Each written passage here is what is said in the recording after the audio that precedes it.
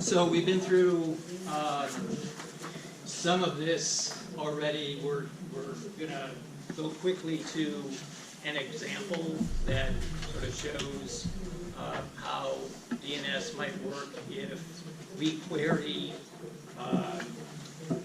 like if we point our browser to www.mit.edu is an example I use.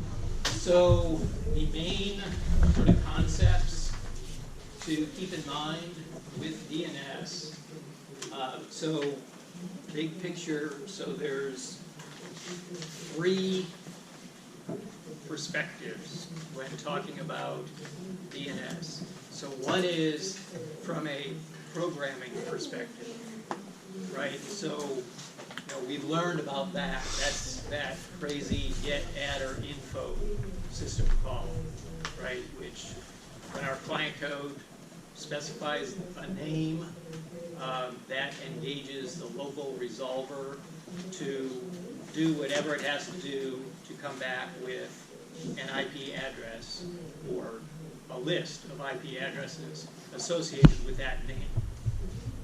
Okay. With DNS, you can actually edit /etc hosts. Okay, so that's a flat file, and you can put in bindings there.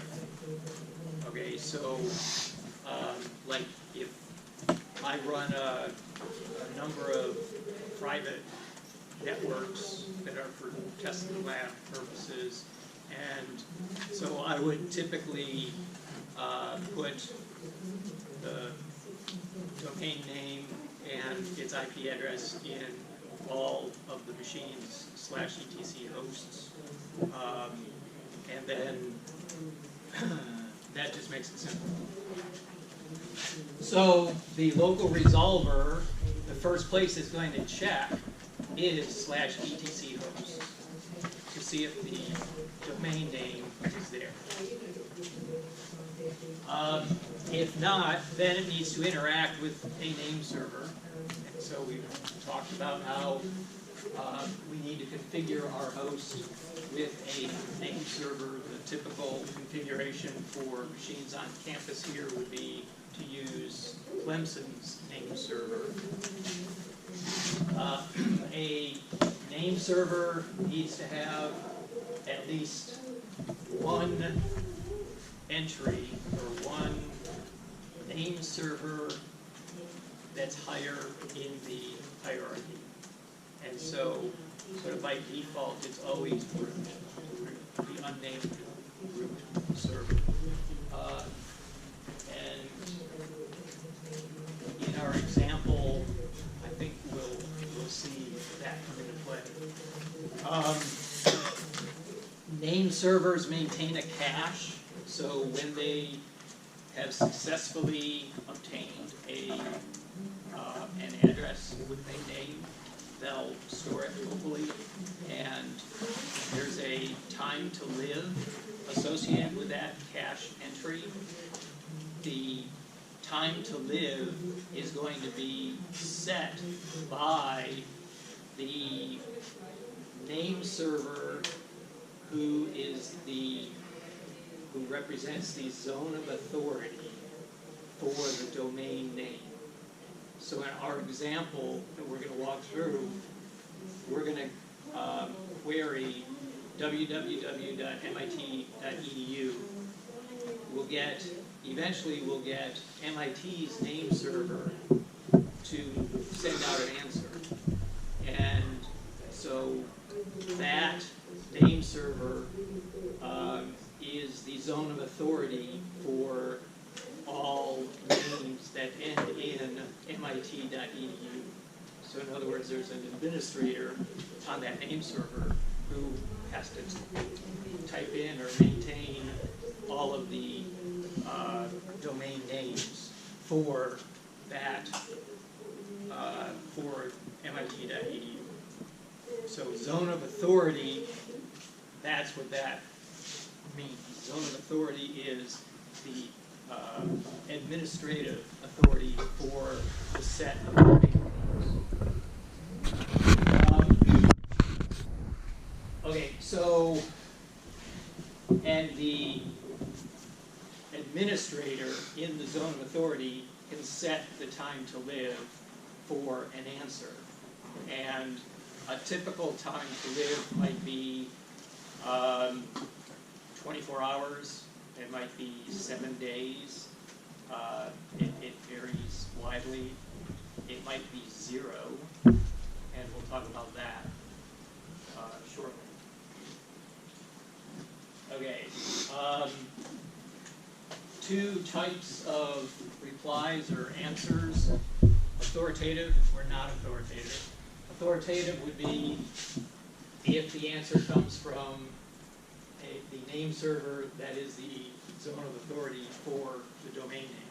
So if we get an answer from MIT's name server, that answer, when it eventually gets back to our host, there'll be a bit in the DNS message header, which we'll look at, that it indicates if it's authoritative or not. And in that example, it would be authoritative. Okay, what's sort of strange is if we then did a query again to any host in MIT.edu, and the query could come from any other machine on Clemson campus. Okay, that name is in our name server's cache, so it will reply immediately with an answer, and in that case, it is not authoritative. Okay, and so the common practice is to not care if it's authoritative or not authoritative. Okay.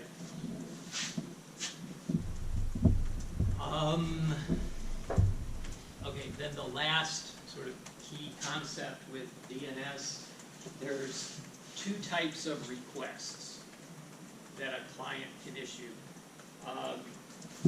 Iterative or recursive. Sort of by default, it's recursive. Okay, so like I'm going to have you use Dig, which is like a front-end user interface to allow you to play with the DNS system. You'll see a question on homework 2 about that. You can also tell Dig to specify the query using iterative mode. So the difference is recursive, the client issues the query, it hits its name server, the name server sees that, okay, recursive, that means that name server is going to do all the work and return either the answer or an error to the client. Right?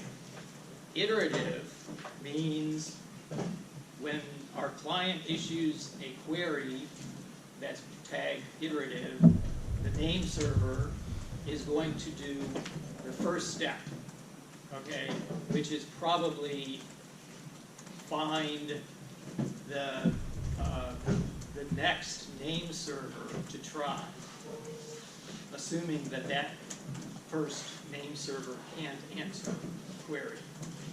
And so that first name server would send back to the client what's called a referral. And then the client does all the rest of the work. So recursive versus iterative, it really just comes down to who is doing the work. Did you have a question? What would be the point and the difference? Why would we want to have the server do the work to point to the next name server rather than just refer the client to the next one? Okay, that's a really good question. So the common practice for your typical network application would be perfectly fine with recursive mode, because it just wants an answer and it doesn't want to get into the details of having to deal with, finding the answer. there's programs where they're probably very specialized and they might need to know what the steps are in finding the resolution. Okay, the only example I can give you is a program like DIG, and that's more for almost educational purposes. Okay, I should be able to tell you a valid application that uses iterative mode and it has a reason for it. So I'll do some digging. I can't answer that right now. So in recursive mode, obviously since the first name server does all the work, it eventually gets the correct IP before it sends it back to the client. So since it receives that IP, it can cache it. So would it be correct to say that in iterative mode, it doesn't add to its cache ever? Because if it's just returning the next name server, it never gets told So that's another really good what. question. Okay, so, right, so I think you're absolutely right, because by the time the client learns the answer, that first hop name server is no longer involved. And so we would never naturally see it. And so you're right, so iterative would bypass the caching. And maybe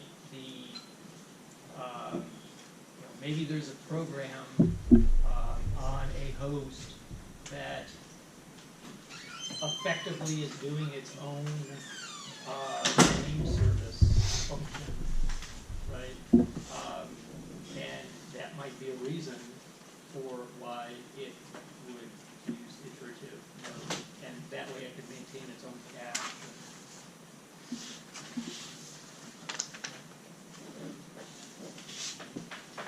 Yeah. So this is like all like the internet, right? Yes. So on like an intranet, Yeah. can like, so on Clemson's intranet, can I have like any, I'm trying to think, I don't want to say the word anything, like, It would work the same way within an organization, so right? like, did Clemson have something on their intranet called like www.google.clemson.edu? www.google.com. So that, you can't do that on the intranet? We could, I don't know why we would do that.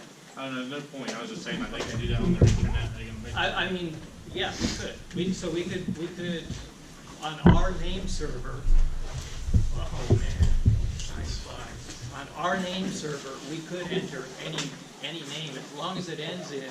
.clemson.edu. Yeah. Okay, so, that's what I want to know. So,